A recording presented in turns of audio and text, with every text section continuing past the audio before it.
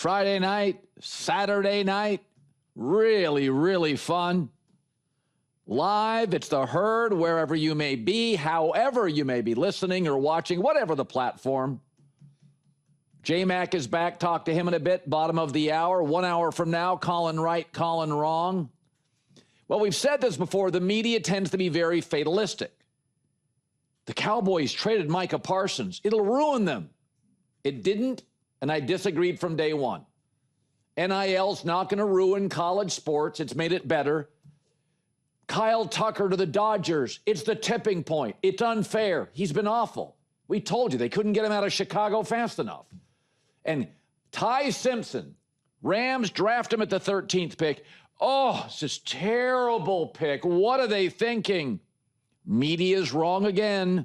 The end is not near. Ty Simpson was the best quarterback I saw all weekend. 21 of 25, 3 scoring drives, rolling out, athletic, accurate, sprinkling the ball all over the infield. Quarterback and left tackle, there are not many great ones in the world. Okay? I will defend any general manager ever who drafts a quarterback or a left tackle a year or 3 before they need them. The Green Bay Packers, 3 different times. Favre, Rodgers, Jordan Love. They get the guy in the building before they absolutely need him to start. It has paid off. Now, meanwhile, conversely, the Steelers have had what we would call quarterback apathy. Maybe Drew Aller's the guy, probably not. So the Rams had 2 first-round picks. We laid it out. They had to get better at corner. They used one of those picks to get the great Trent McDuffie. So why, after solving your number one issue, which they did in a trade with Kansas City, get your future quarterback potentially? I mean, there are things in life you have to do a lot of pre-planning. Weddings, your retirement. I'd say franchise quarterback. You better sort of diagnose it 2 to 3 years before you need it. Certainly help Green Bay. If you want to be spontaneous about dinner plans or a weekend getaway with your wife or husband, knock yourself out. That's not the franchise quarterback. Secondly, Matt Stafford, legendary guy, unbelievable prep, one of the smartest guys to play the position. Why not get your quarterback in the room with him? Because my guess is Stafford's got at least 2 more years left. Get Ty Simpson in the room with him. And by the way, Stafford may sit down with McVay after the season and say, yeah, I don't think he's the guy, or yeah, he's really, really good. I mean, you got somebody in the room, but get him in the quarterback room. He can watch an iconic all-time prep guy in Matt Stafford.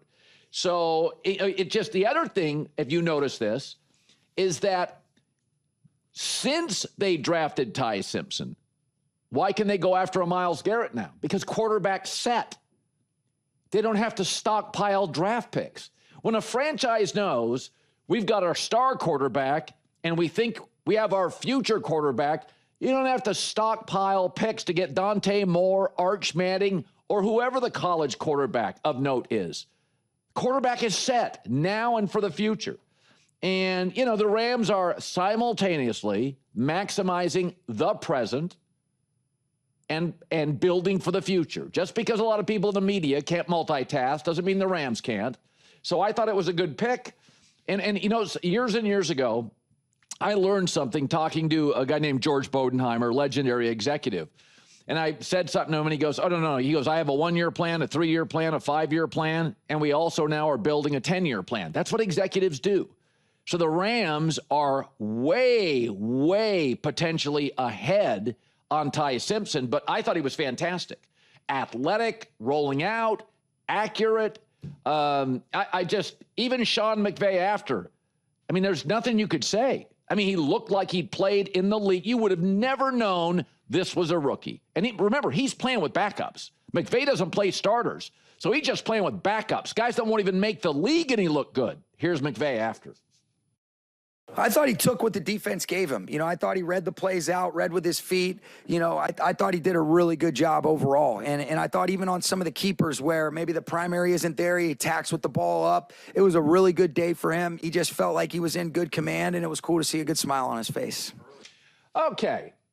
Now it's time to talk about Fernando Mendoza. I was watching that Thursday night. I can't quite decipher.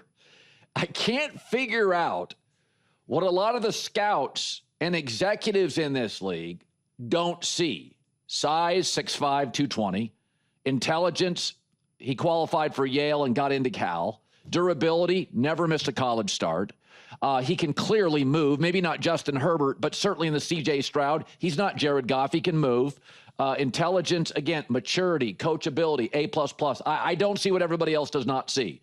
And this is one of the things I like about him. I like that he's a nerd. I'm sorry. One of the big turnoffs for me at quarterback is I'm cool. Will Levis was cool. Drew Lock, Cam Newton, Johnny Manziel. Now, Manziel, to his credit, owns it now, totally owns it, and says, I was too immature. Good for Johnny Manziel. But Johnny acknowledges early he's trying to be cool. Hanging around the wrong guys. Yeah, this guy's a nerd. So was Andrew Luck. I'll be honest with you. Brady was a bit of a nerd. He was. Eli Manning, everybody said. Yeah, he's kind of awkward. I don't know. I love Eli Manning. And here's the other thing. You've got to have self-awareness because we've talked about this a lot with quarterback. Can you turn the temperature down? So he's a number one pick and he's a quarterback and they don't really have a guy, right? Like the Kirk Cousins is stopgap. Usually, with a lot of personalities, everybody would be debating, how come he's not playing? And maybe the young quarterback would feed into it. Man, I want to play. I want to be on the field. And Mendoza's the opposite. He's like, oh, I got a lot to work on. I got to tell you, boy, I'm not there yet. Understands self-awareness. That just speaks to good parenting. Not trying to be cool. Understands this is a long runway. So I get intelligence. I get self-awareness. It's a little bit like Wemby with the San Antonio Spurs. No nightclubs. Like a little traveling in the off season. He goes to bed early. It's all about basketball. Like that's the kind of guy you want to build around. Somebody told me this years ago, an NBA exec, it's not about having a superstar.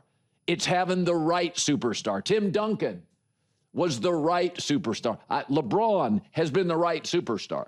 So Tom Brady waited until he retired to go to things called the white party and be on yachts. I'm not saying you can't have a good time, but even after Mendoza played very well against Arizona, and again, it's a couple series. His second series I thought was nice. He made one really nice throw I like, but listen to what he said after. How quickly do you anticipate going into that tape? Oh, definitely right after this. I have nothing else to really do tonight. It's not practice where it's like, okay, incomplete pass, next play, boom. It's not scripted. It's the real game. You don't understand. There's no saying what could happen. All you can control is that present moment. So I look forward to learning from it. And it's a great moment, especially as being able to play football in the NFL and having so much gratitude, but also wanting to take advantage of the opportunity. You guys can all draft the guy that wants to hang out at the cool convention. I'm going to be grinding tape with Fernando Mendoza. Raiders have had a lot of guys. Wanted to be the cool guy. I got news for you. Between Mendoza and Kirk Cousins, I mean, it's a nerd fest. I love their quarterback room. I really do. Kirk Cousins, another one. He goes out, family guy, works hard, bed early, has squeezed every ounce of talent out of his career from Michigan State. So I love it. I thought he looked really, really good. And listen, I went to the Bears-Browns game. You watch 2 to 3 series, that's it. I'm not making any, it's kind of fun to go watch the draft picks. I went and watched the Bears draft picks. I went and watched the Browns draft picks. By the way, Concepcion, that receiver for Cleveland, that dude is fast. He's going to be a really good pro if they can find somebody in Cleveland to get him the ball. All right, J-Mac, back from, I'm not even going to say where you went. You're very, very travel-centric guy. I hope you had a great time with your family overseas. Was it nice? Unbelievable. We went to Spain. It was incredible. Highly recommend it. Yeah. Obviously, it was warm, but you know what? What's a little bit of heat? 94 degrees one day. Grin and bear it, right? We're tough guys. Yeah. No, I went there with my son in May, and it was unbelievable. Food, people, culture, food. vibes.